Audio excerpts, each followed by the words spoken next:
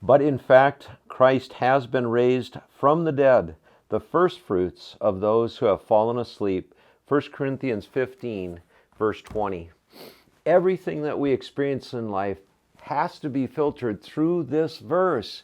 Even the observance of Maundy, Thursday, and Good Friday, where we focus on Christ's betrayal, arrest, abandonment, trial, torture, unfair conviction, and cruel execution, is tempered because we know the rest of the story. Because of the resurrection, we know that all the promises of God are reliable. If Jesus can make good on his promise to return from the dead after 3 days, then he can make good on all of his other promises as well. Because of the resurrection, we know that his promise that he will always be with us is true.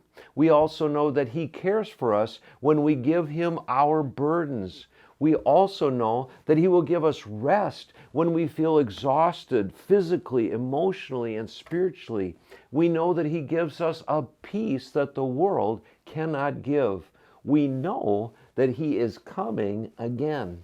Because of the resurrection, we know that we always have hope because God always has the final answer. The disciples probably felt as though all hope was gone when their master was placed in the tomb. And sometimes life brings us to the place where it's a temptation to lose all hope. But just as the hope of the disciples was restored when they saw Jesus after his resurrection, we too can hang on to hope. Hope that God will intervene in this life and bring good out of what we are going through, and hope that ultimately God will have the final word when we transition from this life into the life to come. The resurrection helps us to know that Jesus is who he claimed to be, the Messiah, the Savior of the world.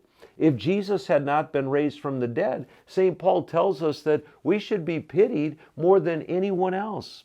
Because if Jesus didn't rise from the dead, our faith is in vain.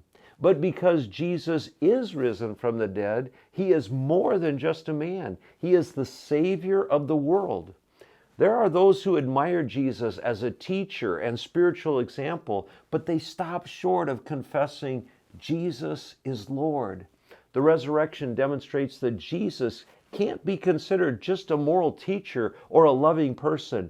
He claimed to be the Messiah, and his resurrection elevates him from all other possibilities to the second person of the Trinity, the God who took on flesh and lived among us, the Savior of the world. May the Lord help each of us to reflect on the miracle of the resurrection and the difference it makes in this life and for all eternity. Christ is risen. He is risen indeed. Press on in the Lord.